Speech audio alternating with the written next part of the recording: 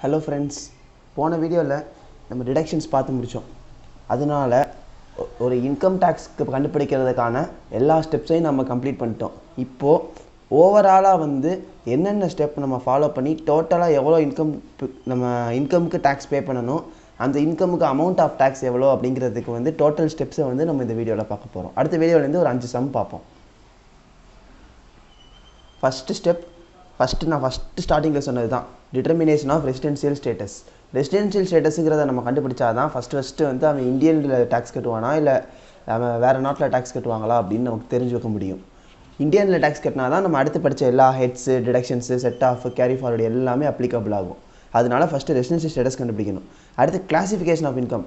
ஒரு டிரான்சாக்ஷன் வந்து எந்த ஹெட்டுக்குள்ளே டேக்ஸபிள், சேலரியா, ஹவுஸ் ப்ராப்பர்ட்டியா, பிஸ்னஸா, எந்த ஹெட்டுன்னு முதல் கண்டுபிடிக்கிறது தான் கிளாசிஃபிகேஷன். கம்ப்யூட்டேஷன்னா ஒவ்வொரு ஹெட்டாக நம்ம பார்த்தோம் கம்ப்யூட்டேஷன் பண்ணுறது எப்படின்னு, அந்த இதை கண்டுபிடிச்சி எடுத்து வச்சுக்கணும். அடுத்து clubbing of income. Clubbing of இன்கம்னா மைனர் சன்னோட பேரண்டில் கிளப் ஆகிறது, ஒய்ஃபோட பர்டிகுலர் டிரான்சாக்ஷன்ஸ் வந்து ஹஸ்பண்டை கிளப் ஆகுறது, அதெல்லாம் வந்து இந்த கிளப்பிங்கில் நம்ம வந்து மெர்ஜ் பண்ணணும். அடுத்து set off and carry forward வந்து எந்தெந்த லாஸை எந்தெந்த ஹெட்டுக்கூட செட் ஆஃப் பண்ணிக்கலாம். சப்போஸ் செட் ஆஃப் பண்ண முடியாதுன்னா கேரி ஃபார்வர்டு, அந்த ஆப்ஷனை பார்க்குறது அடுத்த ஸ்டெப்பு.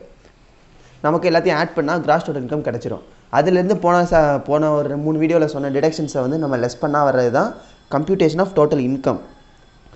மல்டிபிள்ஸ் ஆஃப் 10ல் அதை ரவுண்ட் ஆஃப் பண்ணணும். எப்போவுமே 1ல் வச்சுருக்கக்கூடாது. இப்போ 6னா 10, 5னா அதுக்கு முந்தின அந்த மாதிரி எடுத்து வச்சுக்கணும்.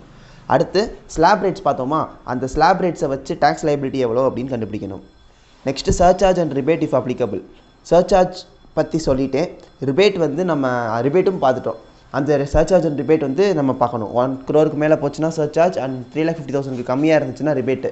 அதை போட்டு லெஸ் பண்ணி ஒரு அமௌண்ட் வரும். அதிலிருந்து health and education cess 4% add பண்ணணும். வர அமௌண்ட் வந்து டோட்டல் டேக்ஸ் லைபிலிட்டி. இந்த டோட்டல் டேக்ஸ் லைபிலிட்டிலேருந்து credit for advance tax, TDS, TCS இதெல்லாம் தான் வந்து way of collection of tax. இவ்வளோ நேரம் நம்ம பார்த்தது ஃபுல்லாக வந்து லெவி ஆஃப் டேக்ஸ். அடுத்து இப்போ நம்ம இன்னும் 2 இருக்குது பார்த்தீங்களா, அதுதான் வந்து கலெக்ஷன் ஆஃப் டேக்ஸ். இதுதான் நம்ம இனிமேல் பார்க்க போகிறது. அட்வான்ஸ் டேக்ஸ், டிடிஎஸ், டிசிஎஸ் மூலமாக வந்து நம்ம வந்து டேக்ஸை கலெக்ட் பண்ணிடணும். கடைசியாக ஃபைனலாக இருக்கிறது டேக்ஸ் பேயபிள் அமௌண்ட். இதுதான் வந்து கம்ப்யூட்டேஷன் ஸ்டெப்ஸு. அடுத்த வீடியோவில் வந்து இந்த கம்ப்யூட்டேஷனை வச்சு ஒரு ஓவரால் அக்ரிகேட்டாக எல்லா டிரான்சாக்ஷன்ஸும் கவர் ஆகிற மாதிரி ஒரு சம் பார்ப்போம்.